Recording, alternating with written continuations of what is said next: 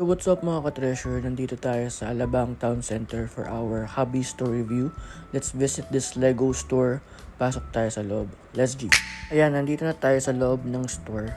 And also before I forgot, yung location netong Lego store is nasa baba lang siya ng mall. Hindi naman siya mahirap makita kasi marami naman na pumupunta dito. And at the same time, makikita nyo rin naman agad yung sign nila sa labas, which is syempre yung Lego na store name. Then, madadaanan neto yung papuntang Fully Book and Starbucks. So, talagang common place siya kung tutusin. And napakadaling makita. So, for the store itself, ayan, kita nyo naman, napakarami rin namang selections na pwede nyong pagpilian dito. It's not the typical small like area lang for Lego. So, this is like a big store na puro Lego yung makikita ninyo. So may mga like samples din sila sa mga glass cases nila. May mga yan for kids na pwedeng buo-buuin, laruan.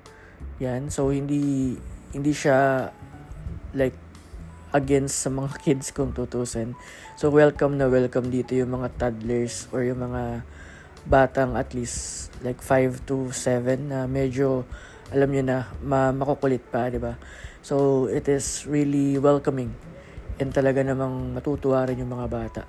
Then syempre yung mga young adult and adult din na nangongolekta ng Lego.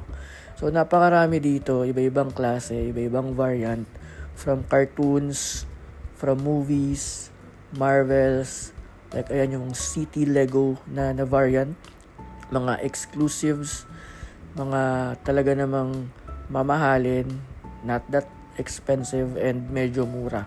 So this is a very perfect place for you to get your Lego collection, Lego test run and all. Dito napakarami yung pagpipilian. So budget na lang talaga yung magiging problema if ever, and kung kayo ay papayagang bumili. So ayun lang naman, na-share ko lang. Enjoy the rest of the tour for the Lego store here at Alabang Town Center.